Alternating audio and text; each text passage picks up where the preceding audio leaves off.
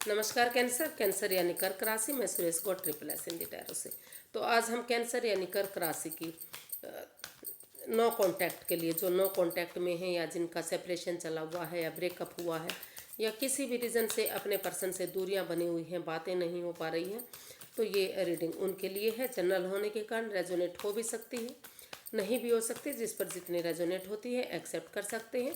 Sunshine मूनसाइन दोनों से देखी जा सकती है। और अगर आप अपनी पर्सनल रीडिंग चाहते हैं तो नीचे, और ये रीडिंग जो है 22 दिसंबर से लेकर दिसंबर 31 2023 की आखिरी रीडिंग होगी, यानी कि महीना, मंथ और ईयर की आखिरी रीडिंग है। ये लास्ट मंथ और लास्ट ईयर की ये रीडिंग होगी।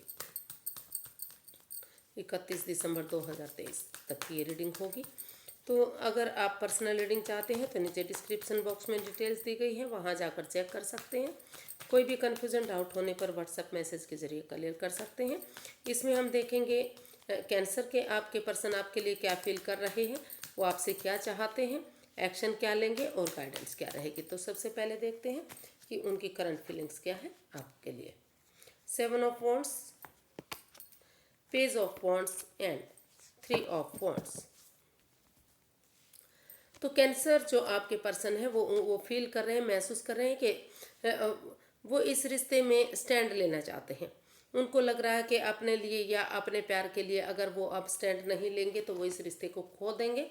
तो इसलिए वो अ, इस रिश्ते में स्टैंड लेना चाहते हैं, खड़े होना चाहते हैं। और इस रिश्ते में पुरानी बातों को भुलाते हुए, जो इस रिश्ते में बाधाएं थी, रुकावटें थी, जो ये रिश्ता भारी भरकम बोझिल हो गया था, उन चीज़ों को छोड़ते हुए नए सिरे से वो महसूस कर रहे हैं कि इस रिश्ते में नए सिरे से एक जोश के साथ, एक उमंग के साथ, एक हौसले के साथ शुरू से शुरू कर देना चाहिए इस रिश्ते को। और उनके साथ अगर थोड़ा सा टाइम स्पेंड करेंगे, घूमेंगे फिरेंगे और एक दूसरे को समझेंगे, एक दूसरे से बातें करेंगे, क्लैरिटी लाएंगे, क्लियर कट आमने सामने खुलकर बातें होंगी, तो जो है इसका फ्यूचर ब्राइट होगा और ये रिश्ता फिर से एक हो सकता है। फिर से इस रिश्ते में खुशहाली हो सकती है। ये जो है एनर्जी, ये इमेच्योर हो सकती है या नई एनर्जी हो सकती है। तो वो जो है कैंसर आपके पर्सन महसूस कर रहे हैं कि अगर इस इमेच्योर एनर्जी के साथ अगर एक नई बिगनिंग, एक शुरुआत की जाती है और उसमें स्टैंड लिया जाता है और सही समय आने का, सही वक्त आने का वेट इंतज़ार किया जाता है, तो धीरे धीरे करके ये रिश्ता समय के साथ, वक्त के साथ आगे बढ़ सकता है। इसमें फिर से खुशहाली हो सकती है, फिर से नेम और फेम हो सकता है।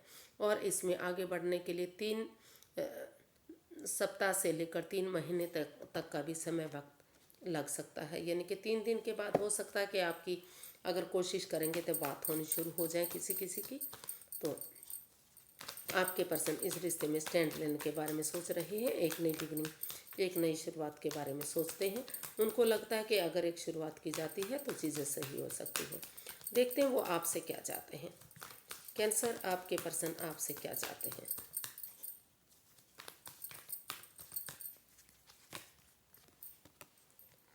Queen of pentacles, 6 of swords and justice.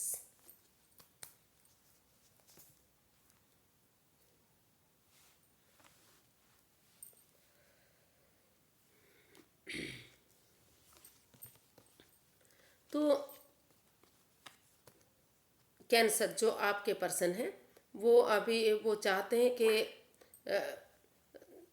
हो सकता है कि आप या आपके पर्सन अभी भी उस एंजाइटी से, उस स्ट्रेस से गुजर रहे हैं जो इस रिश्ते में मिला है। उस over thinking, over control, over stress से बाहर नहीं निकल पा रहे हैं। तो वो महसूस कर रहे हैं, उनको वो चाहते हैं कि आप इस सिचुएशन से बाहर निकलें और उन उन चीज़ों से मूव ऑन करें जो इस रिश्ते में बाधाएं, रुकावटें, दिक्कतें दे रहा है, और फिर अपने आप पर फोकस करें। यानी कि अपने स्टेबिलिटी पर ध्यान दें। अगर आप खुद पर फोकस करेंगे और इस अपने खुद इस रिश्ते को प्रैक्टिकल बनाना चाहेंगे कि ये रिश्ता खुशहाल हो, फ्रूटफुल हो, कामयाब हो, तो खुद पर फोकस कीजिए और उस एनर्जी से बाहर निकलिए जो रुकावटें, बाधाएं, दिक्कतें दे रही है। और इस उन चीज़ों से मूव ऑन करते हुए इस रिश्ते में फिर से एक नई बिगनिंग, एक नई शुरुआत का कीजिए, ताकि इस रिश्ते ये रिश्ता न्यायप्रिय हो सके, जस्टिस मिल सके। और वो चाहते हैं कि एक दूसरे से माफ़ी मांगे, एक दूसरे की भावनाओं को समझे, और अगर वो इस रिश्ते को प्रैक्टिकल बनाना चाहते हैं, खुशहाल बनाना चाहते हैं, तो उन चीज़ों को छोड़ते हुए, उन चीज़ों को रिलीज़ करते हुए एक बिगिनिंग, एक शुरुआत करें। एक और अगर वो एक दूसरे से माफ़ी मांगेंगे तो जो भी इस रिश्ते में प्रॉब्लम रही है, जो भी परेशानी दिक्कतें रही हैं, वो सारी ख़त्म होंगी और इस रिश्ते में जस्टिस मिलेगा, न्याय मिलेगा। और वो चाहते हैं कि इस रिश्ते में फिर आगे लाइफ में कोई ऐसा काम ना किया जाए कि इस रिलेशनशिप पर इफ़ेक्ट पड़े, क्योंकि अगर वो फिर से कुछ गलती करते हैं, गलतियां करते हैं, तो यूनिवर्स ही उन पर बैकफायर जरूर करेंगे। तो इसलिए वो इस रिश्ते में न्याय चाहते हैं, जस्टिस चाहते हैं, न्यायप्रिय बनाना चाहते हैं, खुशहाल बनाना चाहते हैं। इस रिश्ते में वो चाहते हैं कि इस रिश्ते पर फोकस करें, इस रिश्ते को प्रैक्टिकल बनाएं और इस रिश्ते की खुशहाली को देखें। उन चीज़ों से मूव ऑन करें जो इस रिश्ते में बाधाएं, रुकावटें, दिक्कतें दे रही हैं, और दोबारा शुरू से इस रिश्ते में एक बिगनिंग, एक शुरुआत करें। देखते हैं कैंसर, आपके पर्सन इसमें क्या एक्शन लेंगे। कैंसर के पर्सन इसमें कैंसर के लिए क्या एक्शन लेने वाले हैं।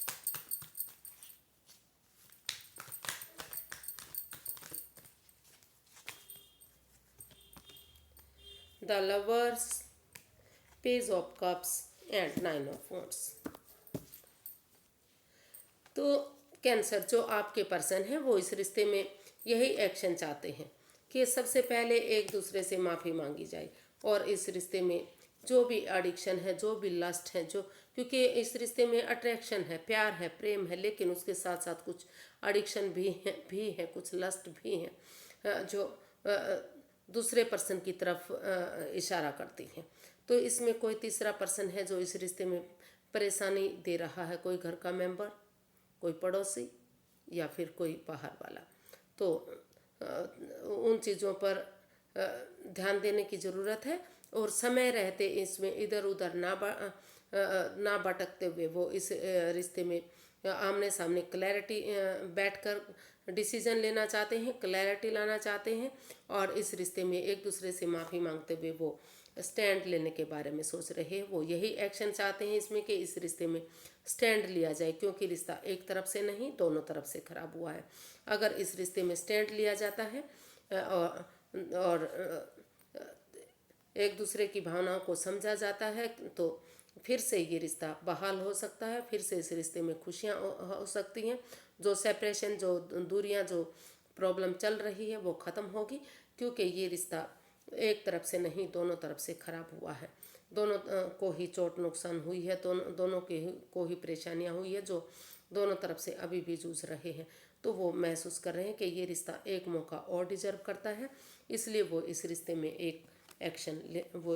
में एक्शन लेना चाहते हैं और क्लैरिटी लाना चाहते हैं कि आमने सामने बैठकर जो भी लस्ट हैं, जो भी छोटी मोटी दिक्कतें हैं, जो भी प्रॉब्लम है जो इस रिश्ते में रुकावटें दे रही हैं, बाधाएं दे रही हैं, तो उनका सॉल्यूशन निकाल देते हैं और यूनिवर्स की ब्लेसिंग्स के साथ इस रिश्ते को फिर से आगे बढ़ाते हैं। तो यूनिवर्स देख लेते हैं इस रिश्ते की यूनिवर्स से क्या गाइडेंस देना चाहते हैं। गाइडेंस क्या रहेगी इस रिश्ते की।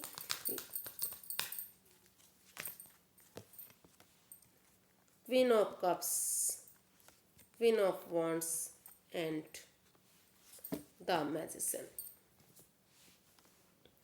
तो यूनिवर्स ये गाइड करना चाह रहे हैं कि self healing, self love, self caring भी कीजिए जो आप दूसरों को करते हैं, और अगर कोई बात जानते हैं तो चुप रहिए, मौन रहिए, खामोश रहिए जब तक चीज़ें सही नहीं हो जाती, वक्त सही नहीं आ जाता।